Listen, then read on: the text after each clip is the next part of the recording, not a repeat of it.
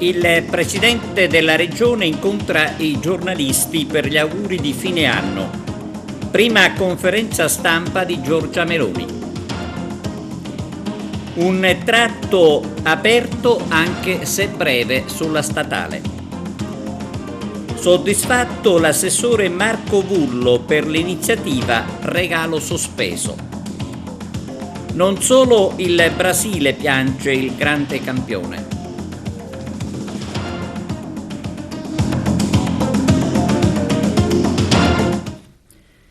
Buongiorno da TVA Notizie. Tradizionale scambio di auguri alla Regione tra il Presidente Schifani e i giornalisti siciliani. Il servizio di apertura. Il Presidente della Regione Renato Schifani ha incontrato la stampa per gli auguri di fine anno. Al centro della mia azione politica ci sono e ci saranno soltanto i siciliani, questo ha detto il Presidente della Regione nel corso dell'eccezionale incontro di fine anno con gli ordini professionali della stampa che si è tenuto nella Sala Lessi di Palazzo d'Orleans a Palermo. La spinta dei partiti è stata determinante e lo sarà, in particolare quelli che mi hanno sostenuto e condiviso con me un programma comune, ha aggiunto il Presidente, ma sono aperto anche al contributo delle opposizioni, purché non si usano toni di campagna elettorale. Nel corso dell'incontro con la stampa il Presidente della Regione ha anche affrontato temi dell'esercizio provvisorio che la Giunta ha approvato fino al 31 gennaio, la proroga fino al prossimo giugno a titolo dei commissari straordinari, dei direttori degli enti sanitari in carica e il bando per reclutare i nuovi manager. Schifani ha poi citato alcuni argomenti su cui il governo sarà chiamato prossimamente a intervenire: la riduzione delle liste di attesa negli ospedali, l'elezione diretta dei vertici delle province, la riforma della commissione tecnica specialistica per le autorizzazioni ambientali, l'apertura della settima vasca della discarica di Bellolampo, i termovalorizzatori, attività di prevenzione degli incendi boschivi e del rischio idrogeologico, anche collaborazione della protezione civile. Il governatore Schifani ha inoltre anticipato che saranno consegnati entro 2 mesi i lavori di efficientamento energetico del Castello Ultiveggio a Palermo. Entro la prossima estate la Sicilia si riapproprierà di questo immobile di valenza strategica, ha detto Schifani, nell'ottica di fare della Sicilia un hub del Mediterraneo. Dovremo interrogarci sul suo utilizzo per farne una realtà di scambi culturali e non solo sede di formazione professionale, con una missione più ampia che coinvolga in particolare i giovani. Buongiorno, buon anno.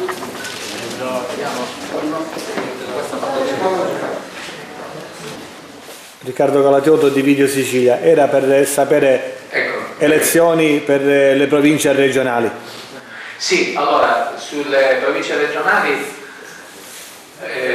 attendo di incontrare nel mese di gennaio il Ministro per le riforme, il quale già mi sono sentito, perché desidero che sicuramente la Sicilia sarà la prima regione che riattiverà il modello dell'elezione diretta del Presidente della provincia. Lo faremo sia perché siamo a statuto speciale, quindi possiamo farlo anche domani, ma sia perché lo abbiamo fortemente voluto in campagna elettorale e lo vogliono i cittadini. Mi incontrerò con lui anche per individuare una ipotesi di modello istituzionale condiviso anche dal governo stesso, no? Dal governo centrale, perché sono certo che anche le altre regioni a statuto ordinario, ove dovessero decidere, probabilmente si attesteranno su quel modello indicato dal governo nazionale, fermo restando che noi possiamo serenamente rivelare il nostro modello purché sia in sintonia del quadro ordinamentale nazionale. Però ecco, non lo abbiamo ancora presentato, ma a gennaio sicuramente arriverà il disegno di legge governativo, perché noi siamo pronti, però per rispetto anche nei confronti del governo vogliamo e desidero avere un'interlocuzione. Siccome io a gennaio mi incontrerò con il Ministro Calderoli sul tema dell'autonomia differenziata e parlerò anche di modello province, in quell'occasione sarà il mio compito quello di individuare, acquisire il dato lineare che avrà il governo e poi immediatamente dopo ma c'è una condivisione massima da parte di tutte le forze politiche. È chiaro che il numero dei consiglieri sarà ridotto, come è stato ridotto quello dei deputati regionali, dei deputati nazionali, quindi questo è il primo livello o secondo livello? Come no, elezione diretta. Andiamo all'elezione diretta al vecchio modello sostanzialmente, perché l'altro ha fallito sostanzialmente, quindi le aree metropolitane avranno un loro assetto naturalmente, però diciamo che il modello area metropolitana che doveva assolvere le funzioni della provincia non ha funzionato, e quindi abbiamo lo stato delle strade provinciali che si commenta da sé.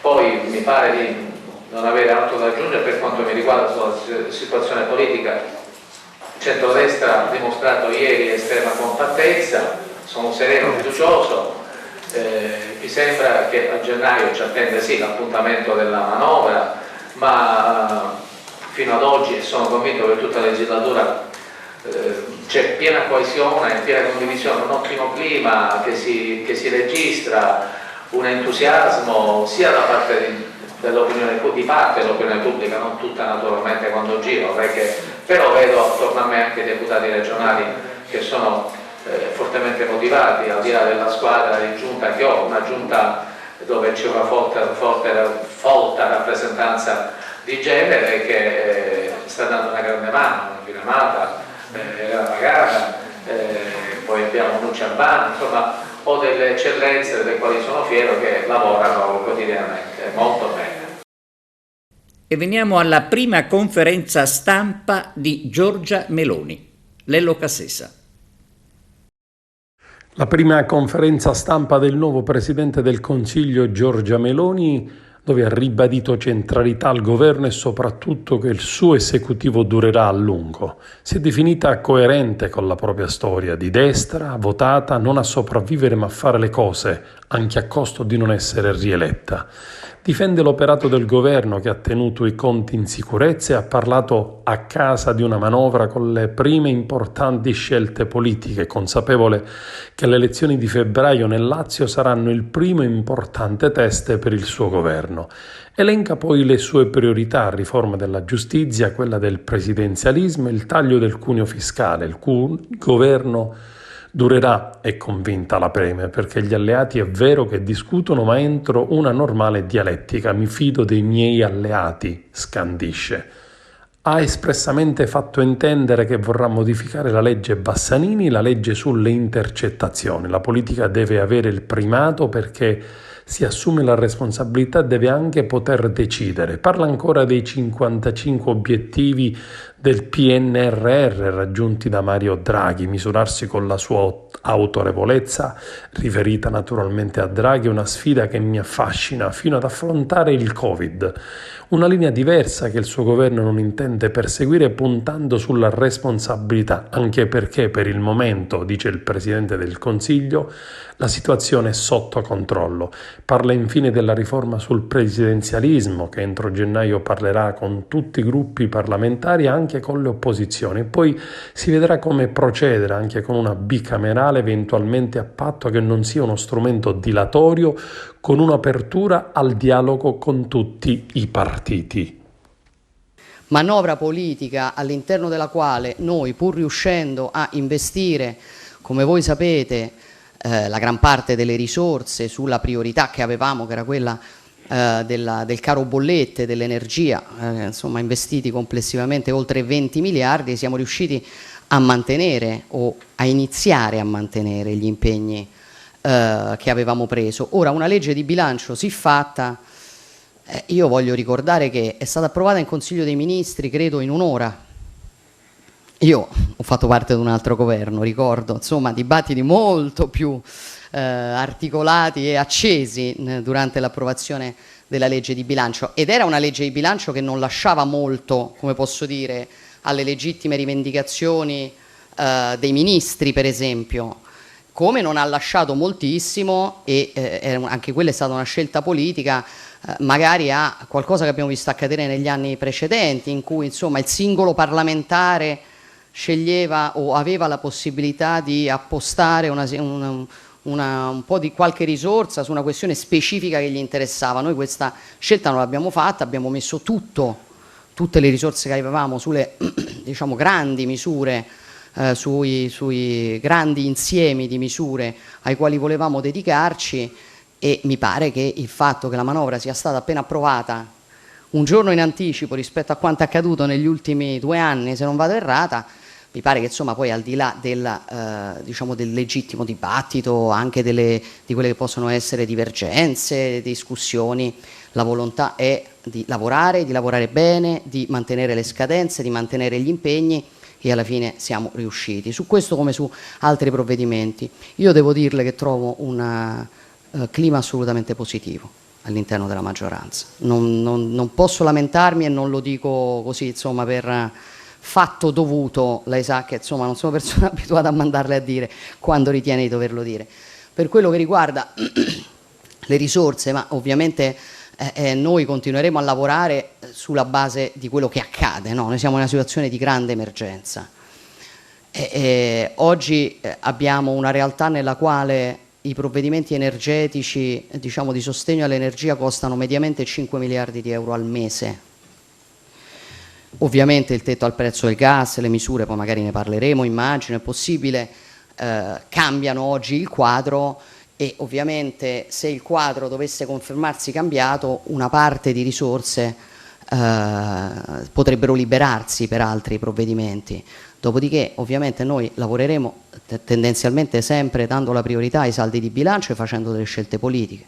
Dove decidiamo di mettere delle risorse vuol dire che le togliamo da qualche altra parte. Questa per esempio è una manovra finanziaria, e chiudo, nella quale noi abbiamo scelto di spostare il grosso delle risorse sul futuro, se posso dirlo semplificando, cioè sui giovani, sulle nuove, diciamo, sulla nuova occupazione e sulle imprese, cioè sulla capacità di produrre nuova ricchezza e nuova occupazione. Abbiamo scelto da dove prendere quelle risorse, perché ad esempio una parte delle risorse è stata presa dalla indicizzazione non totale delle pensioni molto alte, o comunque più alte, per spostarlo su famiglia, giovani, natalità.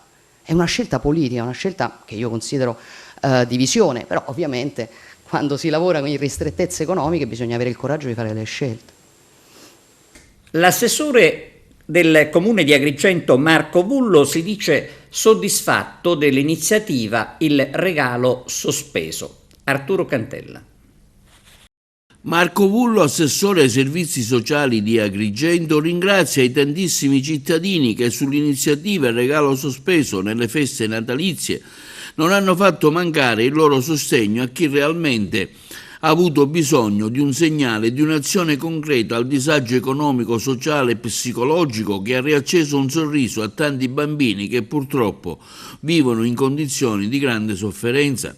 Un grazie di cuore agli agrigentini in primis per aver dato una risposta concreta all'iniziativa del regalo sospeso, avendo raccolto regali e doni in una certa quantità che rappresentano una bella pagina solidale per tutta la città. Un risultato positivo che è tutto il frutto di una piena sinergia tra il comune. Un ringraziamento va anche all'assessore Francesco Picarella, all'Eoclub Agrigento OS, alla Confcommercio e a tutti quei commercianti che hanno aderito al regalo sospeso e che hanno creato le condizioni per questo atto bello e solidale al fine di regalare un sorriso ai bambini. Nella giornata del 22 e 23 dicembre la raccolta dei regali, afferma Marco Bullo, copiosa, si è conclusa con i numeri importanti e i commercianti in primis sono rimasti soddisfatti dalla risposta degli agrigentini. I regali sono stati distribuiti alle associazioni più importanti in città, che si sono premurati a recapitarli ai bambini in difficoltà. Sicuramente per il prossimo anno l'iniziativa sarà ancora maggiormente rafforzata, conclude l'assessore Bullo, e posso annunciare che le altre iniziative solidali sono in programma a breve sia con l'Eoclub Agrigento OS e che vedranno al centro il tema della solidarietà, del sostegno agli incapienti e trovano un feedback in piena convergenza con l'assessorato ai servizi sociali di Agrigento. Doppia carreggiata con 2 corsie per senso di marcia. Un nuovo tratto della lunghezza di 1 chilometro è stato aperto sulla statale 121 della Palermo-Agrigento in corrispondenza della nuova galleria San Giorgio. Nei mesi scorsi sono stati eliminati i semafori nei tratti a senso unico alternato, ma restano ancora alcuni scampi di carreggiata per consentire la prosecuzione dei lavori. A fine gennaio verrà aperto un nuovo tratto e così anche a fine febbraio, mentre a marzo nell'apertura rientrano i viadotti Scorciavacche. Covid dalla Cina, come difendersi? Anzitutto con i vaccini e facendo i giusti controlli. Massima attenzione deve essere data a questa impennata dei casi cinesi. È giusto quello che sta facendo l'Italia e sarebbe bene che anche gli altri paesi europei facessero la stessa cosa. Diciamo però, bisogna essere onesti, qualsiasi cosa noi andremo a fare sarà già troppo tardi. Verosimilmente i nuovi ceppi cinesi sono già entrati in Europa e in Italia. La cosa non deve creare comunque panico. L'Italia è un paese fondamentalmente che è abbastanza ben vaccinato. Bisogna raccomandare a tutti ancora per l'ennesima volta di fare la dose di richiamo, soprattutto le persone più anziane e più fragili. Bisogna assolutamente monitorare i nuovi virus che vengono isolati, quindi sequenziare e vedere che se questi ceppi sono potenzialmente meno responsivi ai farmaci antivirali che abbiamo a disposizione, ai monoclonali e alla risposta anticorpale elicitata dal vaccino. Quindi massima attenzione, tanti sequenziamenti, cerchiamo di stare lontani dai cinesi o dai viaggiatori internazionali che provengono dall'estremo oriente. Utilizziamo le mascherine quindi quando andremo a incontrare o dovessimo incontrare queste persone. Però dico assolutamente no panico. Ricordiamoci che c'è anche l'epidemia influenzale in corso e quindi utilizzare la mascherina ci protegge anche dall'influenza. Esiste il vaccino per l'influenza ed è giusto continuare a raccomandarlo. Quindi ancora una volta no panico, ma tanta attenzione e proteggiamo le persone più anziane e fragili, ricordando loro di fare la dose di richiamo contro il Covid e contro l'influenza. Dal 2 gennaio i saldi in Sicilia. Dal prossimo 2 gennaio partiranno in Sicilia i saldi invernali che si concluderanno il 15 marzo. Anticipato di qualche giorno l'avvio dei saldi a livello nazionale, dove gli sconti scatteranno invece dal prossimo 5 gennaio.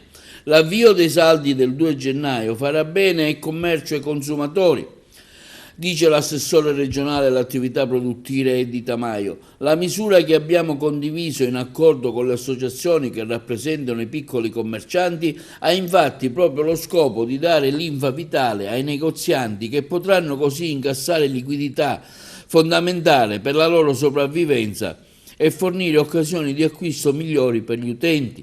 Dopo la pandemia si è tornati alla programmazione biennale dei saldi e delle vendite promozionali, che oltre a essere prevista dalla legge è anche uno strumento fondamentale per consentire a commercianti e consumatori di potersi organizzare anticipatamente. La programmazione regionale 2022-2023, fissata con decreto lo scorso aprile dall'assessorato alle attività produttive, prevede infatti la vendita di fine stagione invernale appunto dal 2 gennaio fino al 15 marzo 2023, mentre quella estiva dal 1 luglio al 15 settembre 2023. Nel calendario sono stati fissati anche i periodi per le vendite promozionali, dal 16 marzo al 30 giugno e dal 16 settembre al 31 dicembre 2023.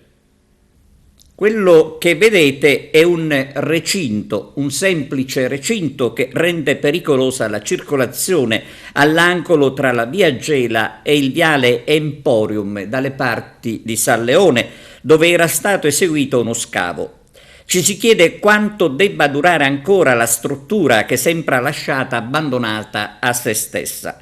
Come sempre, dopo i lavori ci si scorda di ripristinare i luoghi. Questo sembra proprio un caso classico. Che anno è stato il 2022 per gli architetti agrigentini? Vediamo. L'anno appena trascorso ha registrato un notevole impegno dell'Ordine degli Architetti non solo nel proprio ruolo istituzionale finalizzato a garantire la tutela dei principi deontologici, la formazione e l'aggiornamento professionale dei propri iscritti, ma soprattutto nel ruolo di soggetto promotore di iniziative finalizzate a ridurre il gap infrastrutturale del territorio e a supportare gli enti beneficiari nella fruizione del Fondo Concorsi di Progettazione, con l'obiettivo di acquisire progetti di qualità utili per realizzare nuovi interventi di riqualificazione e rigenerazione urbana della nostra terra con le risorse del PNRR e della programmazione comunitaria 2021-2027.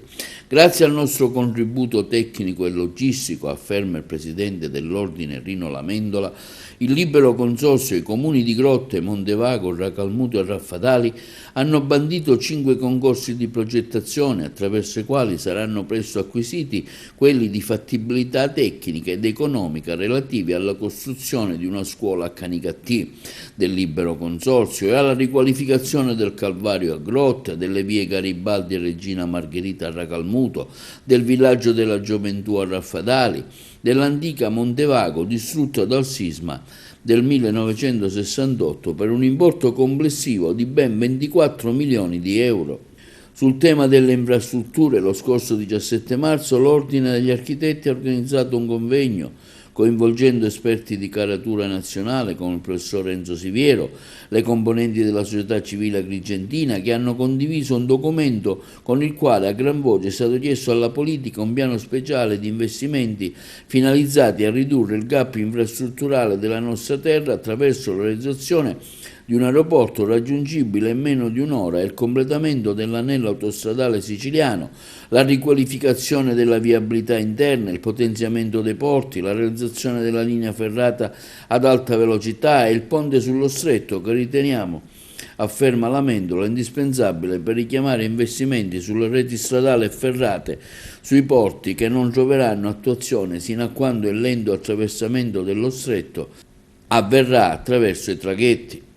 Sul tema dell'economia, continua Lamendola, lo scorso 3 giugno l'Ordine ha tenuto un convegno di notevole spessore sui nuovi scenari economici determinati dalla pandemia e dalla guerra in Ucraina, sulla gestione dei fondi del PNRR, occasione del quale, oltre ai rappresentanti dell'autorità locale, al sottosegretario al Ministero delle Infrastrutture Cancelleri, sono intervenuti relatori di fama internazionale come Lorenzo Bellicini, Lilla Cannarella e Gianluca Peluffo.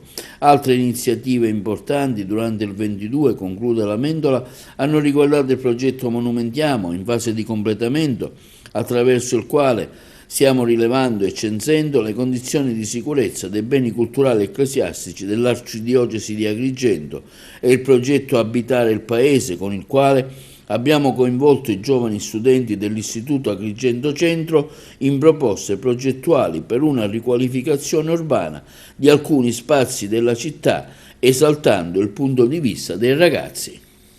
Gero Niesi del SIB Commercio di Agrigento si chiede che fine hanno fatto i piani spiaggia che dovevano adottare i comuni della costiera agrigentina. Siamo alle porte del 2023, dice il delegato provinciale del sindacato dei balneari, e malgrado i solleciti alle amministrazioni non abbiamo riscontri per nulla incoraggianti per quanto riguarda anche le concessioni balneari. Bollette della luce, arrivano buone notizie per i contratti tutelati. Lello Casesa. Buone notizie sul costo dell'energia elettrica. Le bollette infatti caleranno del 20% nel primo trimestre del 2023 rispetto all'anno precedente per gli utenti che sono ancora sul mercato tutelato e non hanno ancora optato per il mercato libero, che rappresentano ancora il 33%. Gli interventi del governo per abbassare i prezzi del gas hanno influito naturalmente sulle bollette elettriche, anche se bisogna rimanere molto vigili per possibili aumenti durante il 2023.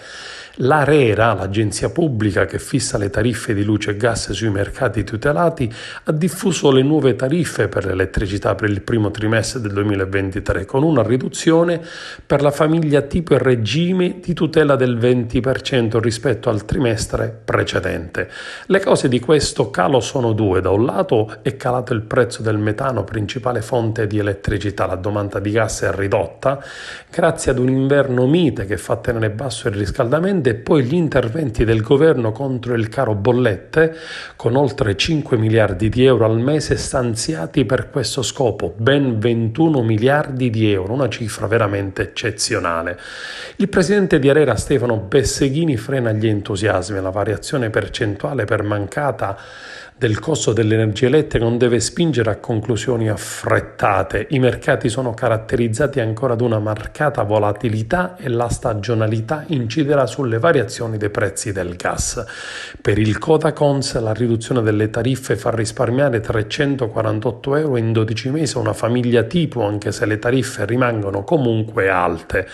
Stessa riflessione la scrive l'Unione Nazionale Consumatori, che nonostante il risparmio di 348 euro all'anno, la spesa annua di una famiglia tipo per l'elettricità nel 2023 sarà comunque più alta rispetto a quella del 2022. Rita Levi di Montalcini è una scuola con un riscontro soddisfacente. Ascoltiamo il dirigente Luigi Costanza, intervistato da Arturo Cantella.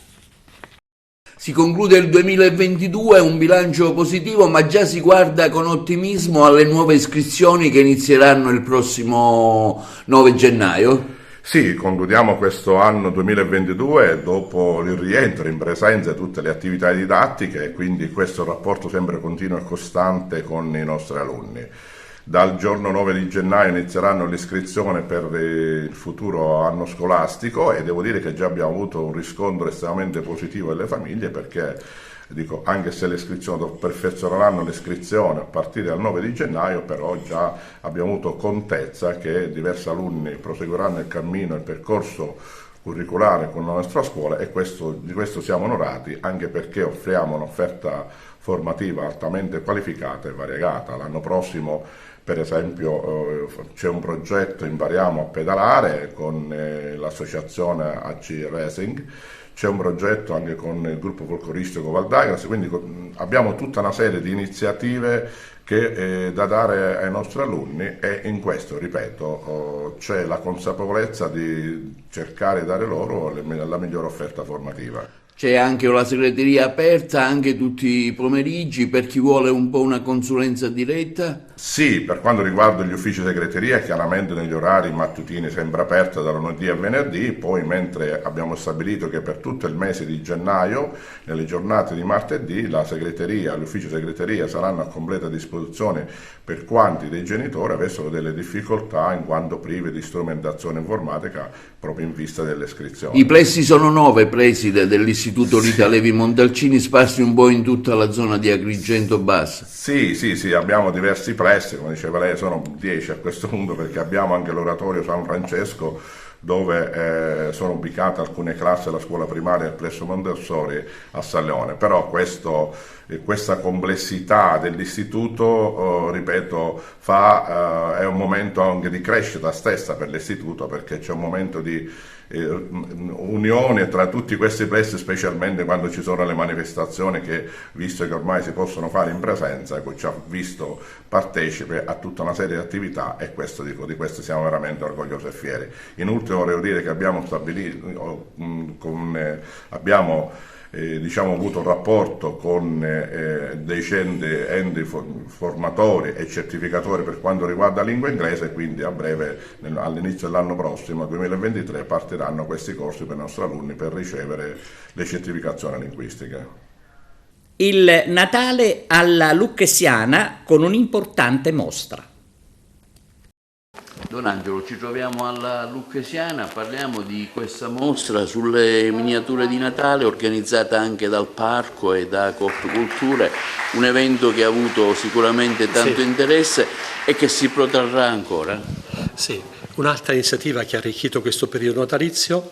E proprio per essere in sintonia con il tempo liturgico e con la tradizione religiosa del nostro territorio, una interessante iniziativa questa della esposizione di immagini prese dai volumi antichi custoditi qui in Lucchesiana che riproducono la scena della Natività, in modo particolare le incisioni di Geronimo Wieckse, questo incisore olandese che arricchì un volume a commento degli Vangeli domenicali. Sono incisioni di grandissimo valore diciamo, che comunicano, che diventano anche strumento di evangelizzazione quando allora avevano in mano queste opere, questi testi.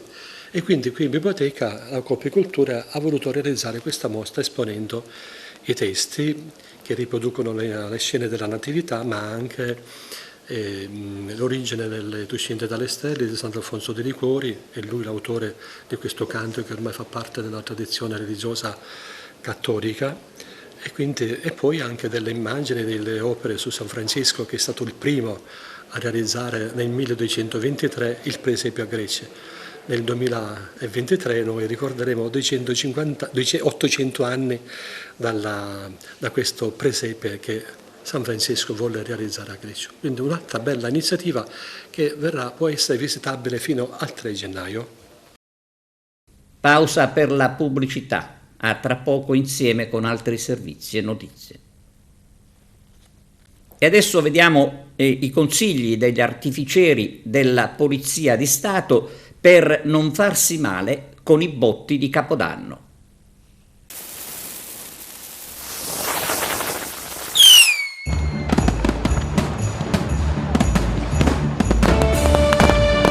È Capodanno, festeggiamo in sicurezza. E se ti trovi a festeggiare con amici e parenti con i prodotti pirotecnici, i cosiddetti botti di Capodanno, ricordati di comprarli nei negozi e nelle rivendite autorizzate. Il prodotto pirotecnico regolare deve avere un'etichettatura con una marcatura CE della Comunità Europea e il corretto utilizzo con le istruzioni.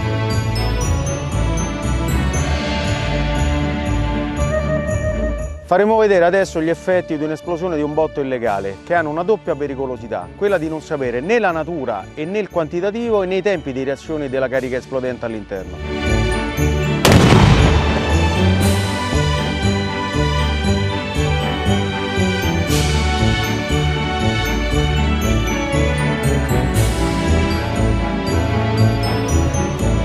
È consigliabile stare lontano da tende, divani che potrebbero inavvertitamente essere investiti dal fuoco pirotecnico. Nel caso dell'artificio non esploso, non avvicinarsi assolutamente, attivare il numero 1 di emergenza che provvederà a mandare personale specialista per risolvere il problema.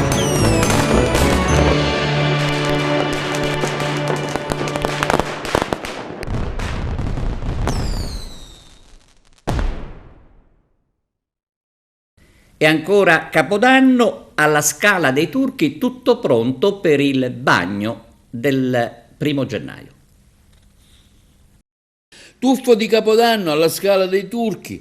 Sono in tanti ad aver scelto di aprire il 2023 con un tuffo alla Scala dei Turchi sulla Costa del Mito. A partire infatti dalle 9:30 del 1 gennaio del nuovo anno si raccoglieranno sulla spiaggia ad est della scogliera di Marna Bianca nel comune di Realmonte per partecipare alla manifestazione di promozione turistica Sicilia, un'estate lunga tutto l'anno. La maggior parte lo farà con un tuffo nelle limpide acque di uno dei tratti più suggestivi della Costa del Mito. Altri invece si cimenteranno in una breve traversata sulle tavole da SUP, da un lato sull'altro del promontorio. L'iniziativa è di Mare Amico Agrigento con la DMO Distretto Turistico Valle dei Templi e il comune di Realmonte. Durante la partecipazione attiva dei ragazzi del Salleone Surf Tribe, del Club Paradise Agrigento e del Surf School Porto Empedocle, che metteranno a disposizione gratuitamente i SUP per poter partecipare all'evento. La manifestazione è uno dei più rilevanti momenti di promozione della Costa del Mito e rientra tra le strategie di promozione e valorizzazione della destinazione che coinvolgono l'intera fascia costiera che va da Selinunte fino a Gela. L'artista Osvaldo Lojacono ha dedicato il concerto tenuto al Teatro Pirandello al padre scomparso lo scorso anno. L'intervista di Domenico Vecchio. Osvaldo Lojacono, le corde dell'anima si intrecciano in qualche modo col Teatro Pirandello, quindi con la tua città, con Agrigento. Sì, sicuramente si intrecciano in modo inequivocabile con la mia città, verso la quale nutro un profondo amore e un profondo rispetto. Proprio per questo motivo ho deciso di portare per la prima volta questo nuovo spettacolo costruito intorno alla mia chitarra proprio al Teatro Pirandello, che rappresenta simbolicamente un po' l'arte agrigentina, per cui sono profondamente emozionato questa sera, penso che mi tremeranno le mani, ma sono sicuro che non ci farete caso. Di aver portato la mia musica su questo palco su cui siamo cresciuti e insieme a tutta la gente con le quali io sono cresciuto musicalmente, mi riferisco a tutti loro a cui vorrei che facesse un applauso.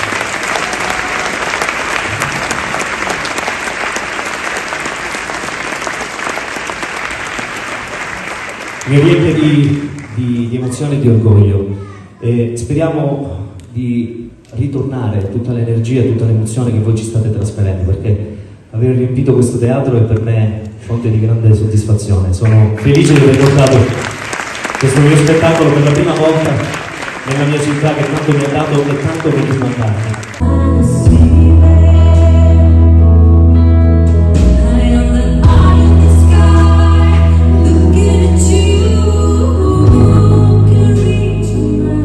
È uno spettacolo che racconta la tua storia da bambino, quando hai incontrato la chitarra. Esatto, è proprio un viaggio, diciamo, nel mio cammino attraverso la musica, dire come mi ha salvato in un certo senso la musica quando ero bambino, quello che mi ha regalato, le emozioni che mi ha dato, le amicizie che mi ha regalato e la vita che mi ha concesso di fare intorno a questo fantastico mondo della musica. Hai detto che la chitarra, la musica ti ha salvato, in che modo, perché?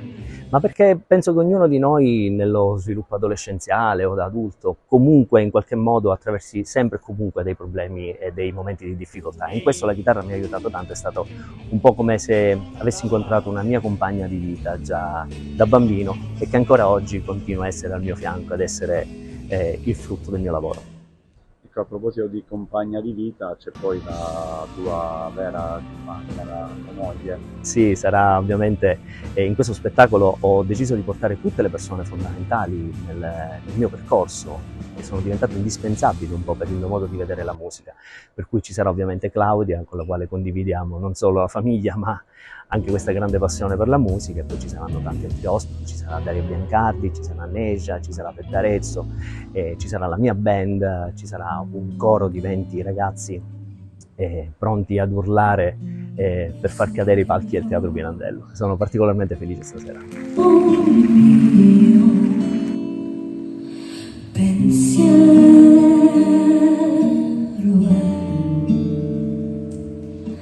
Per dirti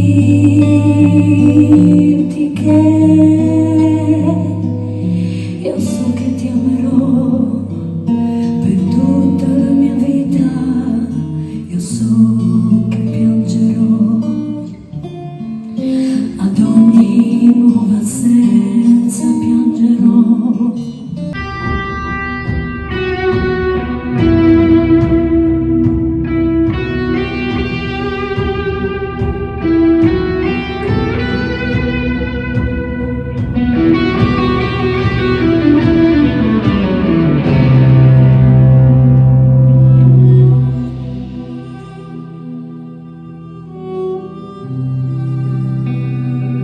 In che modo hai incontrato la musica? Ci sono stati i tuoi miti? Ci sono stati? Ma guarda, ti direi tanti chitarristi, ma ti direi il mio mito assoluto è stato mio padre, quello che mi ha fatto conoscere veramente la musica, mi ha dato per la prima volta la chitarra tra le mani e tra l'altro mio padre è scomparso un anno fa, per cui questo concerto è sicuramente dedicato a lui, che sarebbe stato sicuramente più emozionato di me stasera se ci fosse stato.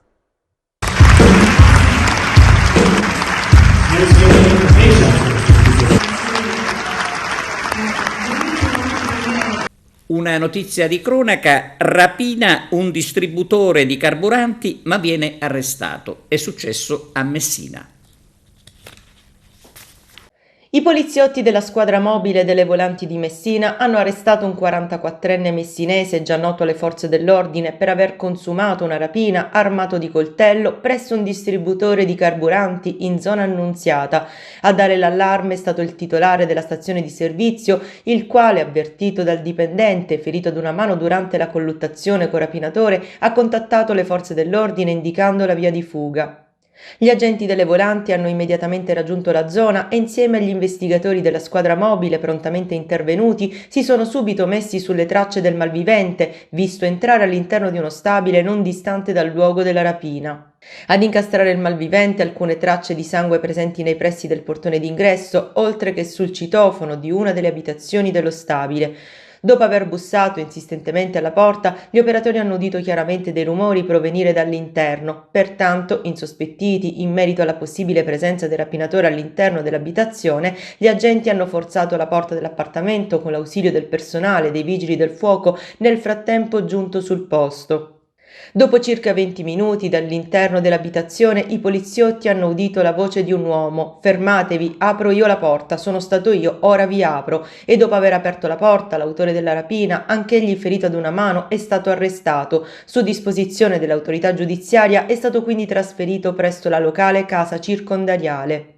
All'interno di una tasca dei pantaloni il 44enne deteneva un coltello tipo roncoletta con manico in legno e lama ricurva in acciaio della lunghezza complessiva di 18 cm, di cui 8 cm di lama, mentre nell'altra tasca 590 euro in banconote di vario taglio. Sul pavimento, sotto il letto, ulteriori 45 euro, verosimilmente costituenti parte integrante del denaro sottratto alla vittima della rapina. Si precisa che il procedimento è ancora in fase di indagini preliminari e per l'indagato vige il principio di non colpevolezza fino ad eventuale sentenza di condanna passata in giudicato. Le operazioni di carotaggio e le ispezioni approfondite alla Galleria Telegrafo dell'autostrada 20 Messina-Palermo hanno confermato un declassamento del calcestruzzo sottoposto alle fiamme e alle temperature estreme 450 gradi causate dall'incendio di un autoarticolato lo scorso 24 dicembre. Dopo i primi immediati interventi di Autostrade Siciliane mirati alla spicconatura della calotta, alla bonifica generale della galleria e al ripristino degli impianti di rete e di illuminazione, si stanno avviando in queste ore tutte le altre operazioni utili alla più veloce riapertura al traffico del tunnel. Da qui in avanti si procederà alla riabilitazione generale degli oltre 3 chilometri e in particolare sui circa 40 metri lineari più colpiti dal rogo si provvederà alla scarificazione del manto stradale liquefatto e alla posa di un nuovo tappetino ed anche alla rimozione dello strato di calcestruzzo degradato sulla calotta della galleria, che consentirà di collocare una rete protettiva di acciaio sulla quale verrà a crearsi un nuovo conglomerato cementizio utilizzando delle lance ad aria compressa che spruzzano una speciale miscela di malte e additivi di presa. I lavori stanno procedendo e procederanno con turni H24 per assicurare i tempi di ultimazione più celeri possibile, al momento ipotizzabili in 2 settimane. La scomparsa di Pelé, un altro grave lutto per il calcio che perde un mito non solo per i brasiliani. Chi ha indossato la maglia verde oro oggi ricorda il campione. Tra i ricordi quello di Cafù, l'ex della Roma, che dice di aver perso un fratello. Per Adriano, Pelé è stato invece un maestro e un esempio. Per Neymar il numero 10 prima di lui era solo un numero. E in Brasile sarà una settimana di lutto nazionale, un giusto omaggio per il più grande di tutti i tempi. Bene, è tutto, grazie per la vostra attenzione e arrivederci.